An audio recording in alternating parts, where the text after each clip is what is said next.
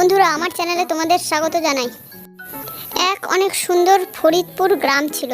সেই গ্রামে নানা রকম সবুজ গাছে ভরা শান্তিপূর্ণ এলাকা। সেই এলাকায় এক শেয়াল ঘোরাফেরা করত, আর সেই এলাকায় এক সুন্দর পরীও থাকতো।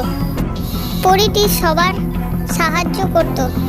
সেই এলাকায় অনেক ফুল ছিল, সুন্দর সুন্দর ফুলের গাছ ছিল। যে গাছে ফুল ফুটতো না, পরী জাদু করে সেই গাছে ফুল ফুটিয়ে দিত।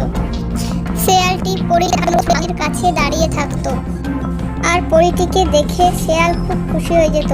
একদিন পরীটি শেয়ালের কাছে এসে শেয়ালকে জিজ্ঞাসা করে, তুমি রোজ রোজ আমাকে এখান থেকে দেখো কেন? তখন শেয়াল বলে, পরী, তুমি খুব দেখতে সুন্দর, আর তোমার জাদুগুলো দেখতে আমার ভালো লাগে, তাই আমি রোজ রোজ তোমাকে দেখি। তো তুমি আমাকে একটা কাজ করে দিবে? শেয়াল তখন পরীকে বলছে। কি কাজ বলো?